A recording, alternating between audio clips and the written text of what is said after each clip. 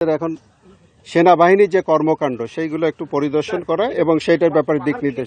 সেনাবাহিনীর যে 130টা ক্যাম্প সরাইয়ে ফেলা হয়েছে, বান্দরবন থেকে নেওয়া হয়েছে, এই সুযোগটা কি তারা গ্রহণ করছে কিনা?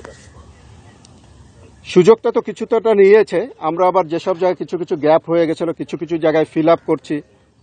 সেনাবাহিনী যখন পরিস্থিতি অশান্ত হয় তখনই সেনাবাহিনীর দরকার। শান্তির ভিতর সেনাবাহিনীর কি দরকার? যখন শান্তি থাকবে তখন তো অসামরিক পরিবেশ, অসামরিক প্রশাসন তারা সুন্দরভাবে দায়িত্ব পালন করবে। আইন যা প্রতিটা জায়গায় যা হচ্ছে তাই হবে।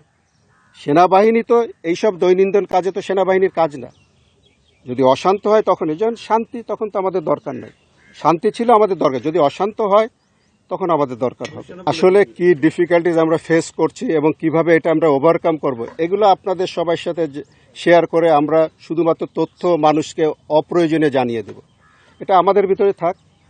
যেটা আমাদের কাছ থেকে আপনাদের প্রত্যাশা কি, যে আমরা যাতে দায়িত্বটা সঠিকভাবে পালন করতে পারি, ইনশাল্লাহ সেটা আমরা পালন করব। সেই কথা আপনাদের দিচ্ছি, সেই সক্ষমতা আমাদের আছে, ইনশাল্লাহ ওটা করব। কিভাবে করব, কোন সময় করব, let it remain with us.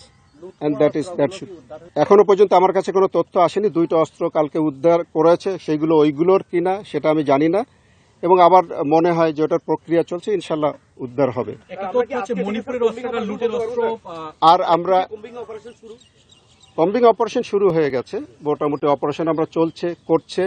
এটা আমাদের সমন্বিতভাবে চলছে। আমি বলেছি যে সবকিছু আপনারা চোখে দেখতে পারবেন না, এখন কিছু কিছু দেখবেন, কিছু দেখবেন না। আমরা তো সব দেখিয়ে করলে তো সবাই যে আমরা যাদের বিরুদ্ধে অপারেশন করব তাদের কাছেও তথ্য চলে গেলে অপারেশন আমাদের জন্য ডিফিকাল্ট হয়ে যায়। আমি শুধু এইটুকু বলার মূল মেসেজটা হলো যে একটা পরিস্থিতির সৃষ্টি হয়েছে, যেটা আপনারা জানেন।